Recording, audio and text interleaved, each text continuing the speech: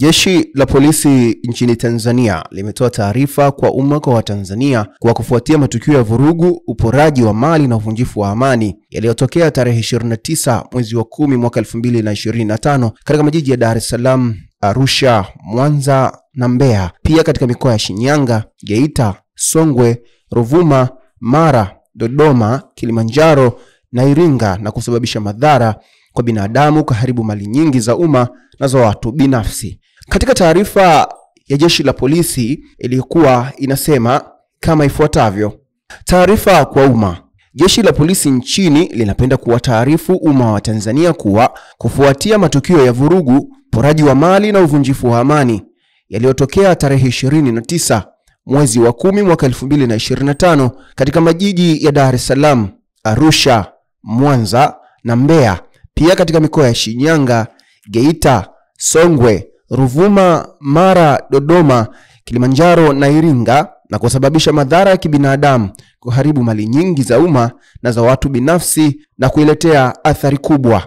Mbali na athari kwa uhai na maisha ya watu, waliofanya uhalifu huo waliharibu na kuchoma moto mali za umma kama vile ofisi za TRA, TAKUKURU, mahakama, ATM za baadhi ya benki, vituo vya polisi, vituo vya mabasi ya mwendokasi kutoka Kimara Mwisho hadi Magomeni na kutoka Magomeni hadi Moroko, ofisi za serikali za mitaa, kuchoma moto barabara za lami na zege kwa kutumia matairi na majengo kadhaa ya Chama cha Mapinduzi. Pia walichoma moto na kuharibu magari ya umma. Aidha, mali za watu binafsi ziliharibiwa kwa kuchoma moto kama vile vituo vya mafuta, maduka mbalimbali, magari makubwa na madogo kuchomwa moto. Pia walifanya uporaji wa mali na pesa za watu kutoka maeneo mbalimbali ya biashara.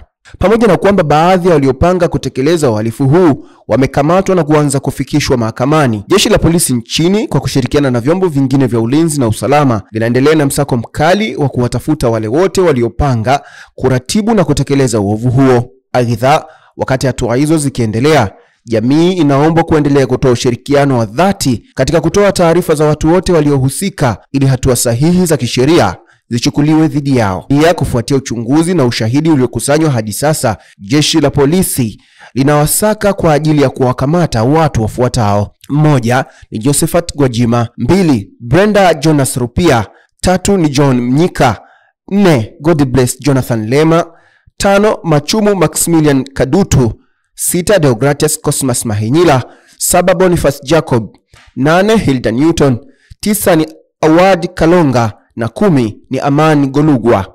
Jeshi la polisi linawataka kujisalimisha katika vituo vya polisi mara moja watakapoona taarifa hii popote pale walipo.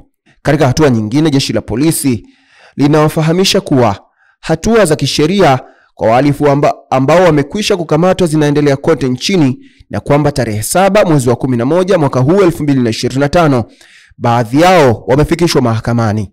Jeshi la polisi linaonya kuwa mtu au kikundi cha watu wanaopanga kufanya uhalifu wa namna yoyote ile halitasita kuchukua hatua za kisheria dhidi yao. Jeshi la polisi linaendelea kutekeleza majukumu yake kwa weledi katika kulinda raia na mali zao. Vile vile tunapenda kuujulisha umma kuwa waendelee na shughuli zao bila hofu yoyote, na watoe taarifa mara moja pale wanapoona dalili yoyote ya uhalifu ama uvunjifu wa amani mahali popote pale, ili hatua kwa mujibu wa sheria ziweze kuchukuliwa.